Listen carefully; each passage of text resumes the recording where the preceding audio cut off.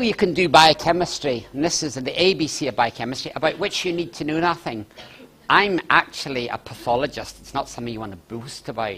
And that means, you know, I'm not terribly clever. I have a problem relating to people. Stefan will tell you that. Because they just lock me away in a laboratory. So I look at that and I think, ooh, that's complicated, because that's biochemistry. But a pathologist looks down a microscope, so I'm used to seeing things. How can I do this? So what is this saying? This is talking about some of the targets for some of the drugs we've talked about, the kinase inhibitors, and these pathways. If you just think there's one pathway there, that's happening in the tumour cell. But we've actually constructed this pathway by measuring lots of stuff so that we know that if we change that, we can actually calculate what that change in that should be. Or if we change that, we might be able to calculate what that change should be. So if you go to the next slide, you've got information. We then go to people who do video games in Abertay and Dundee. And this is exactly the same two pathways. You run it. And what we can do is in silico, we can add a drug. We can run a simulation, and it tells us what's going to happen to the biochemistry.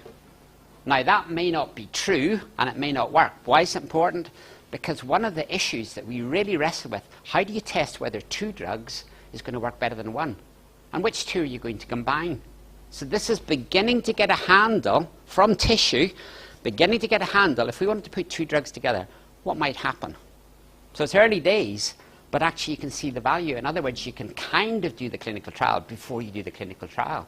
Or you can decide what tumours are most likely to respond to that combination. This is a tumour. The colours aren't real. The little blue bit is a tumour. It's about 3 millimetres long, so it's a little piece of tumour. It's grown outside of the body over a period of 3 weeks. And then we've looked at a particular protein that's involved in spread. And you can see that the growing tips of this tumour express this particular protein. Now, if we just looked and cut through the blue tumour, the original, it would look negative. We would never have thought of using a drug to stop spread in that tumour. But when we look at the behaviour of the tumour in real time, we're getting a target, or at least a potential target, that we never thought existed. And at the minute, the evidence that regulators look at is very coarse. It's a big patient group. Who benefits? What's the cost-benefit? Can we inform better by saying, actually, you know what? At particular stages in particular tumours, there are particular targets. And they may be very special for individuals. We've already heard about variety, and this is one of the Scott Rock studies where we've looked at the effect of sunitinib. And after you treat, if the tumour doesn't entirely go away, it becomes more variable. Now, that's a problem for two reasons. One, because we know that cancer does change and adapt. But the next question is, how do you then decide what to do? How do you decide what the right treatment is? Do you have to resample it? And if it's changed and it's more variable, how on earth do you sample it? So there's a challenge. One of the ways is to think, well, actually, we know the genes are wrong, but genes are switched on and off. So there may be variation, but what if we took a step back and said, well, let's look at the switch.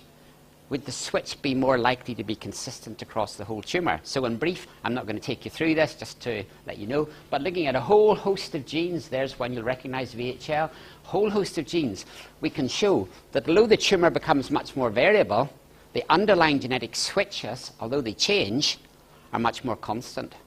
So that means we may have a strategy in future where you take a piece of the recurrent tumour and you retest it using something like this, saying, we're pretty confident if we do this, we know what the whole cancer is thinking, what it's going to do, and therefore what we should treat. So one of the things we want to do is explore better understanding. This isn't the kidney, this is the tail of a whale. But actually, there's a calf.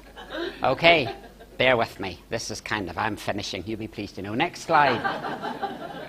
If you want to count whales, I bet you never thought you would learn this today. If you want to count whales, have you ever thought, and they say there are fewer whales, how do you do that? You use satellites. So a satellite goes around the world and it takes a picture of a whale in the Pacific. And then, whatever minutes later, it's around the world again, it takes another picture. But the whale might have gone down under the water, or it might be a big splash, or there might be two of them. How on earth do you count the whale? So actually, the picture of the whale and the picture of the next orbit and the picture of the next orbit, is it one whale, two whales, three whales? That's actually quite a challenge if you're interested in whales. And a lot of people are, to be fair. But actually, we have a problem, and it's an important problem. Here you've got a kidney cancer. Here you've got the machine again to mark out this time what is the cancer and what is the supporting cast for the cancer. That's stuff that Stefan's talked about. And then what you're doing is get the machine to draw circles. And you think, what?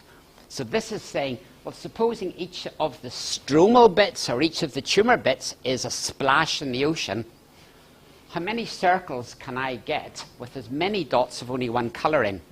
And it's either the tumour cells, the cancer cells themselves, or it's the supporting cast. So some circles will have just one, others will have lots. And what you end up with is not real cancer. So that is that slide you've just seen of cancer reduced to this. The little X's is the parent. So that's as if, oh, that's the real whale. And then you've got other events around that. I'm not going to go through this a lot, but what you can then do is measure the difference between the parents. And what you find is patients who haven't got recurrence after 5 years and patients who have, there's a huge difference in this measurement. And that measurement isn't even real.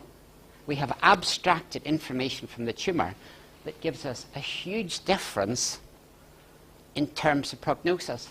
And most interestingly, it's the supporting cast. It's not even the cancer itself.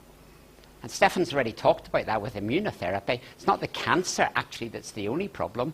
It's the supporting cast that allow the cancer to be there and stay there. So moving on quickly, if you didn't follow that, don't worry. And the point is, how do you figure that out? So cancer's more than cells. Over on the left, you've got immune cells in the cancer. In the middle, you've got them with green showing PD-1, with red PD-L1, potential targets for drugs. Same cancer, different place, completely different.